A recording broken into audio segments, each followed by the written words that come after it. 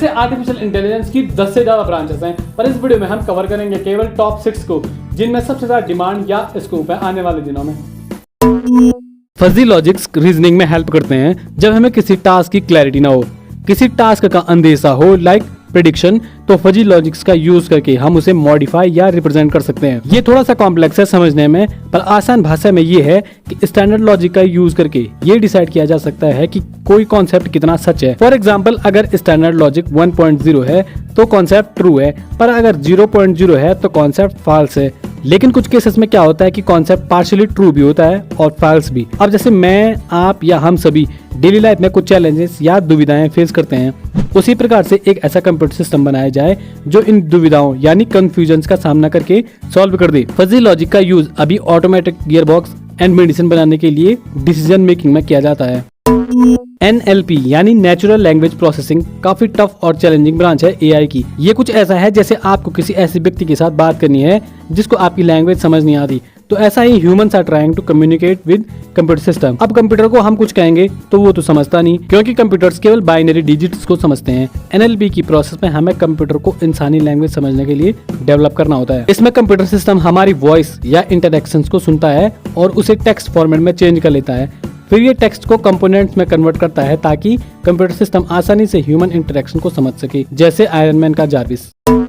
204 number पे है neural network. AI की इस ब्रांच में कंप्यूटर सिस्टम और मशीन की हेल्प के लिए हेल्प ली जाती है न्यूरोलॉजी की। इसी का नाम डीप लर्निंग है, क्योंकि इसमें आर्टिफिशियल ब्रेन न्यूरॉन्स का यूज कॉम्प्लेक्स प्रॉब्लम को सॉल्व करने के लिए करता है। ये ब्रांच ये समझने में हेल्प करती है कि ह्यूमन ब्रेन कैसे काम करता है।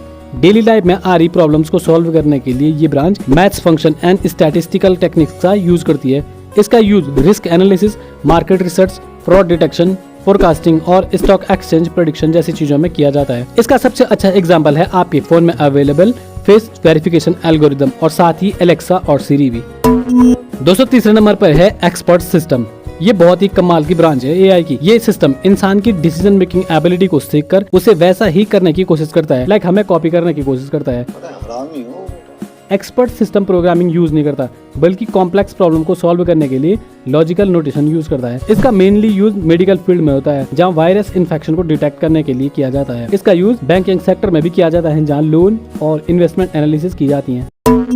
AI की इस ब्रांच के अंदर मेनली फोकस किया जाता है रोबोट्स के डिजाइन और डेवलपमेंट पर। रोबोटिक्स के अंदर डिजाइनिंग, कंस्ट्रक्टिंग और रोबोट्स को ऑपरेट किया जाता है। रोबोट्स का डेवलपमेंट भारी और इंसानी क्षमताओं से बाहर के काम करने के लिए किया जाता है। कंप्यूटर सिस्टम कंट्रोल करने, इंफॉर्मेशन ट्रांसफॉर्मेशन और ऑटोमोबाइल मैन्युफैक्चरिंग में रोबोटिक्स का काफी यूज किया जाता है। और नासा इसका यूज स्पेस में हैवी ऑब्जेक्ट्स भेजने के लिए भी करता है। दोस्तों, अगर आप जानना चाहते हैं कि नासा किस प्रकार से आर्टिफिशियल इंटेलिजेंस का यूज करते हैं, तो ऊपर जो आई बटन में ये वाला जो वीडियो दिख रहा है, इसको आप जरूर देखिए।